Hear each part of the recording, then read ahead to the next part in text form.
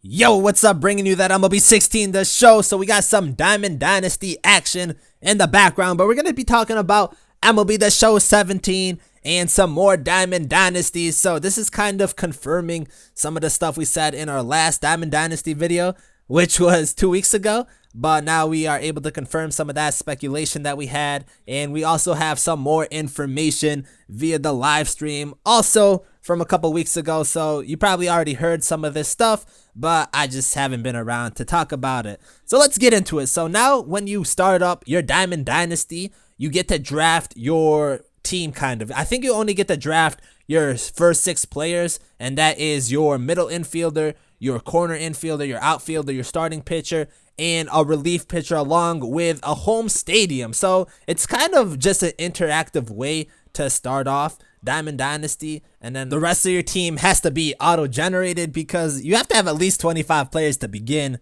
Diamond Dynasty, and they got to give that to you. So that's what I think is going to happen with that. But like I said, it's just more of an interactive way to get into Diamond Dynasty, get those 5 starter players that you get to choose. So just a nice little addition, and the starting players probably just going to be bronze players. Maybe you get 1 silver player. I'm not really sure what you get, but don't expect to get a gold or diamond from your starting Diamond Dynasty. So another thing with the player cards, some new additions to that. Now each player card, they show your actual Diamond Dynasty stats on the card, so that's nice. And they also show their marketplace trends. So this is another nice addition. It's going to allow people to see what the trend is for each player in the game and try to determine when they should buy a player or sell a player. So another nice addition to be able to see how the player is trending and what trend they're heading towards to, and then, you know, figure out what they should do with their own cards. Next, we have new sets and series for cards. These are legend sets and flashback sets, which aren't new.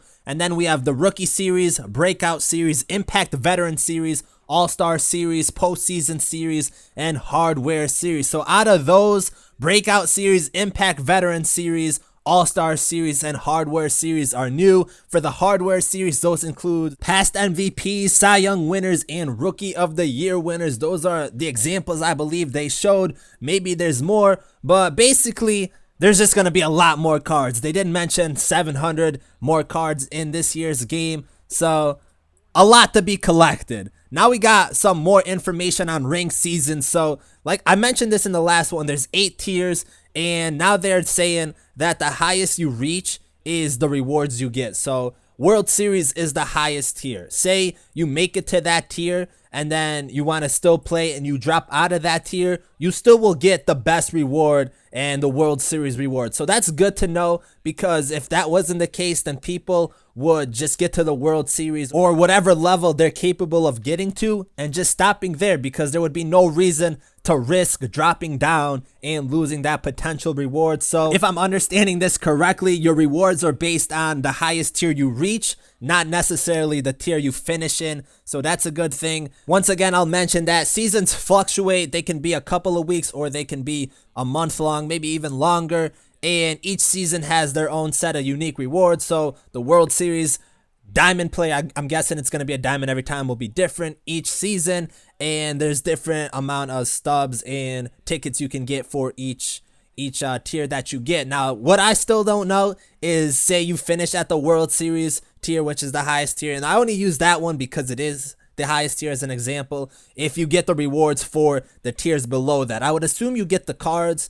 I wouldn't say you get the stubs or tickets along with that, but I don't know that yet, so I will have to figure that one out. But next on the leaderboards real quick. So they said there's 2 different leaderboards for current seasons and lifetime head-to-head seasons, and that's for head-to-head. But I believe there's also different leaderboards for battle royale, head-to-head seasons, events, and stuff like that. So it's nice to be able to differentiate all those leaderboards. Moving on to events. So this is something I speculated in the last video, and I said that events, if they're not 3 innings, they will most likely have events that are 3 innings and 9-inning games. And that's pretty much true. So events are 3, 6, or 9-inning games. They differentiate per event. So this is how events work. The teams are based off cards already in your collection. So if you don't own certain cards, it might be difficult for you to start up the event. But you have to enter into each event. I'm pretty sure it's a free entry, but at the beginning, I think you lock in your team. So you can't make changes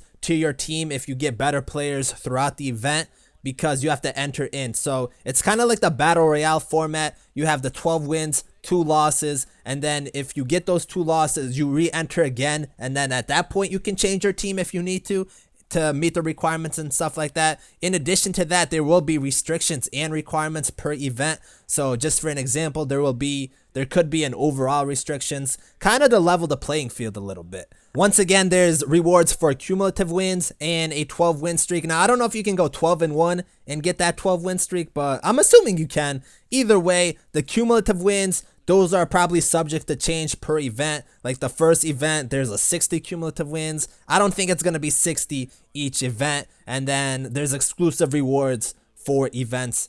Every mode has exclusive rewards, so it's going to be good to try to play each mode and try to get the best out of everything you can. Next, we have missions. So there's going to be Diamond Dynasty missions. There's also going to be franchise missions. But for Diamond Dynasty, or just in general, we have starter missions, collection missions, limited missions, and exchange missions. Now, when you look at missions, it shows you what you actually need to complete the mission. So that was something that was missing in MLB The Show 16.